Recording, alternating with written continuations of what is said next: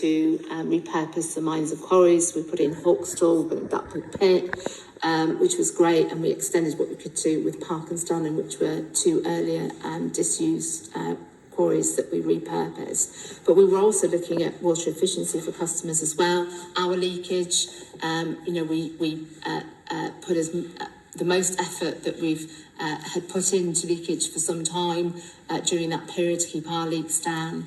And for customers, it was about encouraging them around water efficiency, because it's good for customers. If you use less, it will cost less and you will pay less. So we ran a number of really good schemes. We gave out lots of water efficiency devices, free water bucks, which we're still doing, and we encouraged customers. We had a campaign.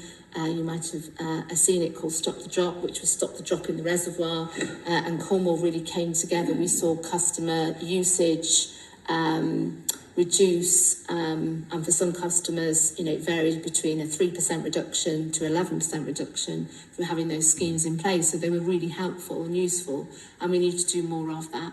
We've started. Thank you. I think in the interest of time, Right. Thank you. Thank you, Anna. I'm going to move on now to questions surrounding your ownership model, financial performance, investment and the price review. Jenny, you're going to lead off with us? I think Sarah. Oh, sorry, Sarah, I beg your pardon. Thank you, Chair. I need to take better notes. Thank you, Susan.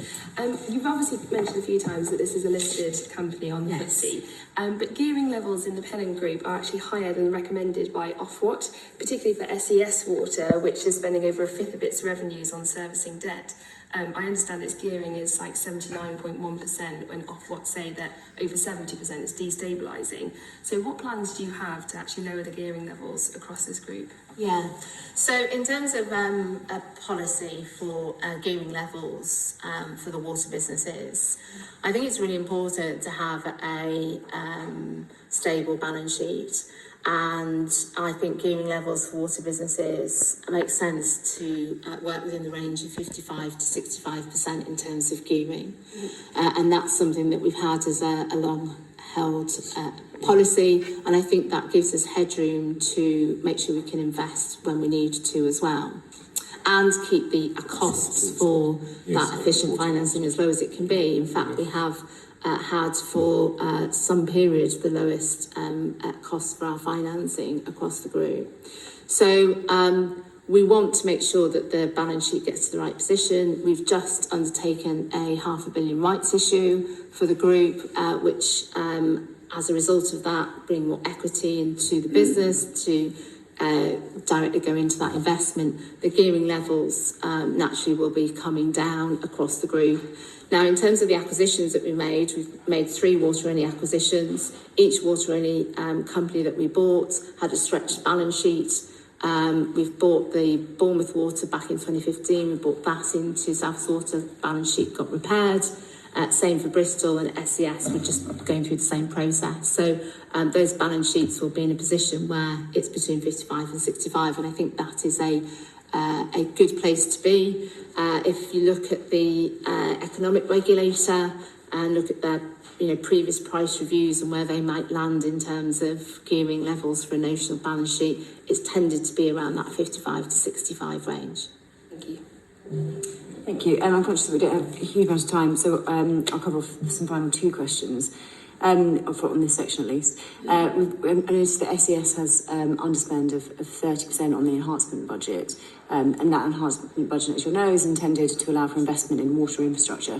So why has that been underspent, and what are the consequences of that? Are we at risk of not seeing further improvements because of that underspend? Yes, I think, as I said, with the water-only companies that we've acquired, we've done 2 things. We have brought them into the group. We have stabilised the balance sheets, and we have then given headroom for investment. So if you look at what we've done, both for Bournemouth when we acquired it and for Bristol, we have made sure that those balance sheets are available to invest. We took SES on, we bought it last January. We went through quite a lengthy CMA process. And came out of that in the summer. So now our focus is on making sure we can get the expenditure. Now we've got the funding in, we get the expenditure done. Should we be concerned that with that underspend that investment isn't happening to the critical infrastructure? Not now, no. So we are really focused on making sure that that happens and that we get back to where we need to be for certainly Surrey, and that investment will be undertaken. So, like I say, we've righted the balance sheet, so we've got headroom to do that. And my final question, Chair. So Ofwat's final determination in the PR24 provided expenditure allowance of 3.8 billion, which I believe was 94 million less than you'd asked for, less than you'd hoped for. Appreciate that's 1.5 billion more than the previous PR cycle. How can you achieve your targets? And I think, importantly, what won't be taken forward as a consequence of that slimmed down budget that you asked for? So in going through any business planning process, and I've been through quite a number, because I've been in the sector for quite a period of time, but in going through that process, you have to look at everything in the round. We pretty much got what we asked for in terms of the business plan. We put in a good quality plan. We'd spent a lot of time with customers getting their priorities right. We spoke to over 30,000 customers in pulling all this together, which is why you'll see in our plan as well, there's as much on water investment as there is on wastewater and the storm overflows work. So we put all that together. We've worked through it, we've looked at the numbers, and we're confident that we can deliver against that. And the best thing that we can do for our communities is get on and deliver. What didn't you get? So it's more of an efficiency. So the economic regulator will look at your business plan and assess the costs for delivering what you'll say you're going to deliver. And they will make an assessment using their econometric models as to how efficient you need to be with that. So we have then received that determination just before Christmas. We've diligently worked through it as a team. We know where we can make some efficiencies and right shape ourselves to deliver it, and so we're confident we can deliver. Thank you, Jenny. Tim, we'll let this run on a bit longer if necessary. So can you lead us through the question, please, in relation to returns to investors and executive pay? Thank you, Chair. Susan, your company approved £45 million in dividend payments for 24-25, which was a 265% increase from the 12 million in 22-23. Can you just talk us through how you can justify such a dramatic increase with the financial strain that households are facing at the moment? Yeah, for South West Water, that was the dividend for South West Water. So just to be really clear with the committee as well, we haven't paid that 45 million, so that was a declared not paid dividend, if that makes sense. So the £12 million was the year before, and that was paid, but we have not paid the 45 million. And the reason why we haven't paid the 45 million is because financially for South West Water, we've had significant energy costs and other pressures, and we want to keep the balance sheet where it needs to be, so that dividend hasn't come through. When did you decide not to pay the dividend? So it was announced, and then you decided that it wasn't appropriate to pay it? Correct, okay. Yes. So when did those two events happen?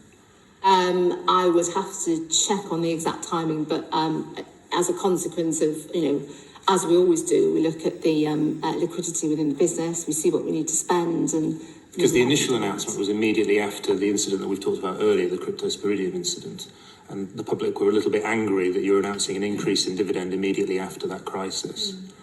So it would have been a declaration in terms of what was available to pay, but in the accounts, they would have already been done, so it wasn't paid in that sense. So it would have been before that cryptosporidium, so it was declared but not paid. Right. And then in January, I think it's a 28% increase in bills customers are facing over the next period, but there was a similar announcement of an increase in dividend again. Does that seem fair to you? So in terms of so there are two dividends that go on. There's the dividends from the water businesses to Pennon, and then the dividends to our shareholders, our external shareholders.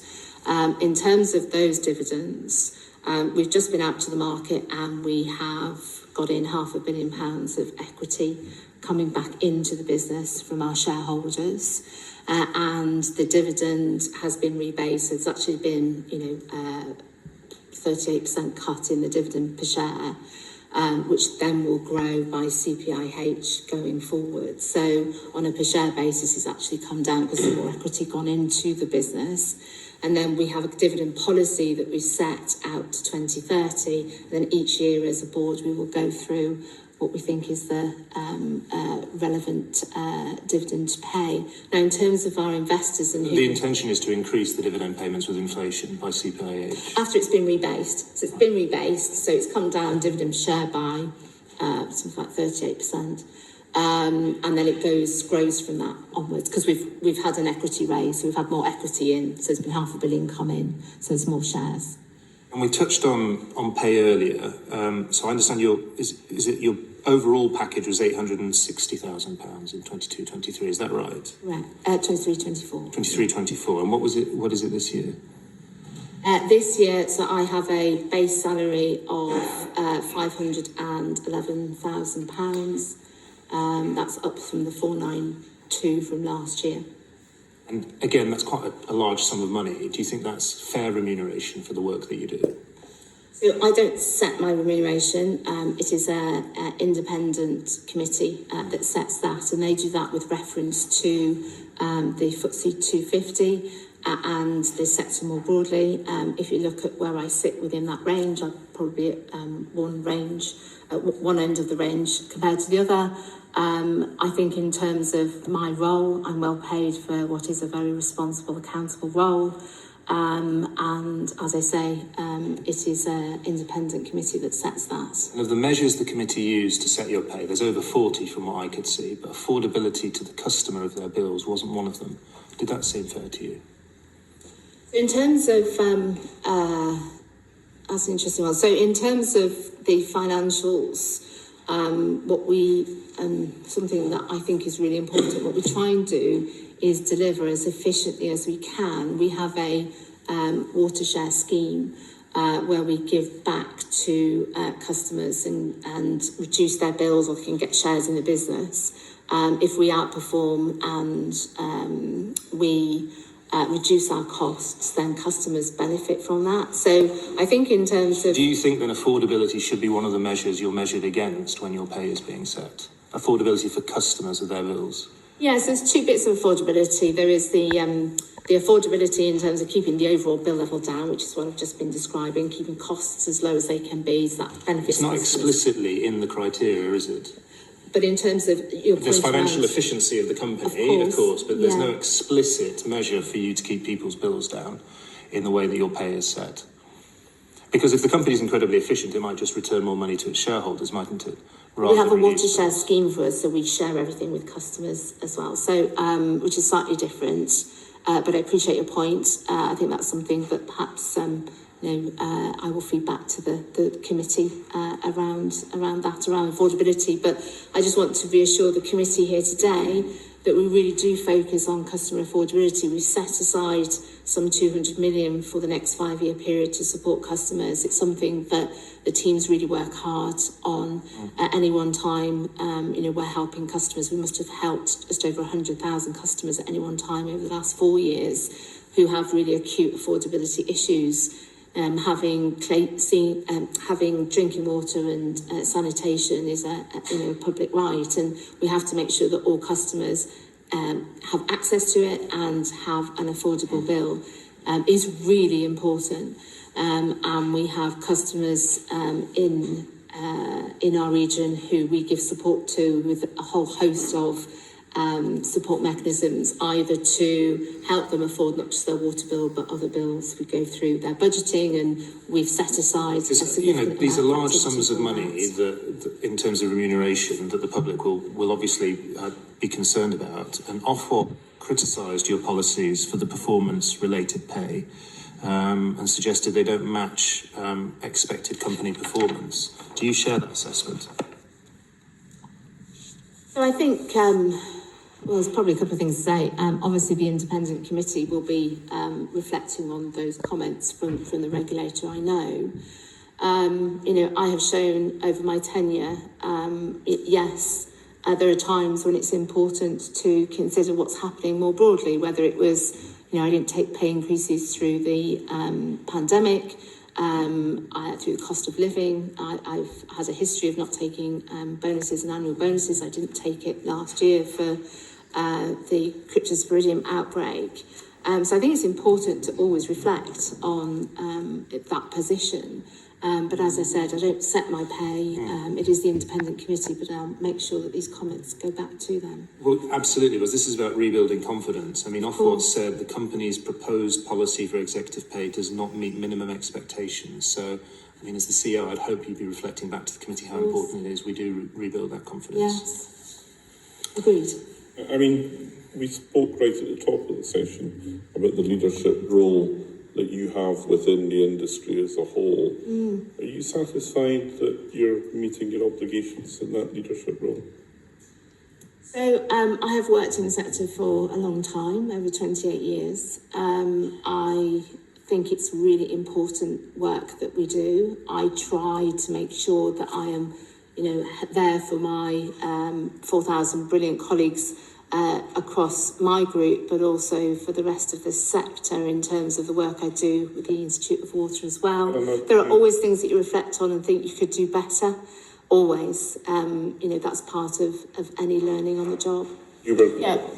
Thank you, Chair. You talked about how you've got a very responsible and accountable role, which is what justifies the £800,000 pay packet, but you didn't face the media when a major incident was unfolding and you left that to your lower team members. Is that really showing leadership?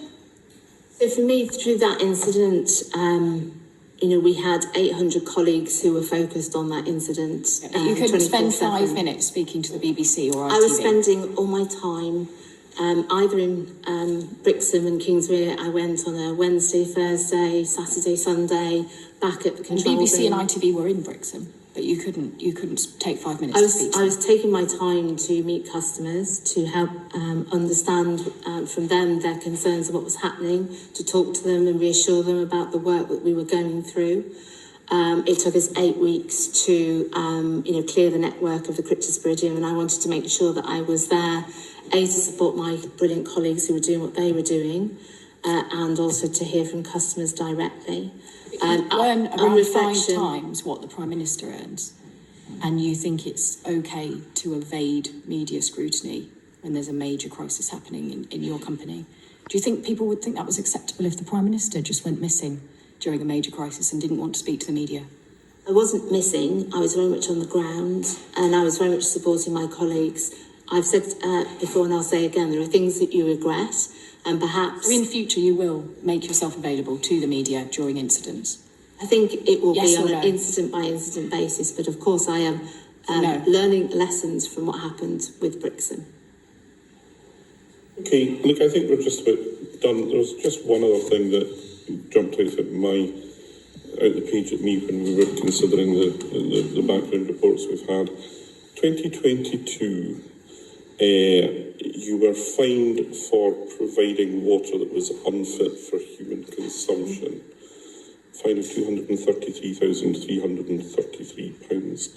The water in question was brown, had a strange odour, and the company response at the time was to tell customers to add a slice of lemon to remedy the taste. Was that acceptable? No, it was not. How did it happen? What happened to the person who gave that advice? Well, we obviously have worked really hard to make sure that we have learnt from that incident, and that advice is not... Was it your watch as chief executive? No, it was prior to then. We went to court. Oh, sorry, I beg your pardon, Yeah. yes, it was a fine in 2022. Yeah, but I was still in But the you group. were part of your CFO at that stage, yeah? I would have been CFO, yes. Yes, but yes, unacceptable, and not something that we would want to repeat. Okay, Susan, thank you very much. That's been a quite enlightening session. We have a further panel to go on to. We'll run that for about an hour as well. But thank you for your attendance today, and thank you for offering your evidence to us. Thank you. Do we bring in the next panel? If we could perhaps just move on without suspending proceedings, if we have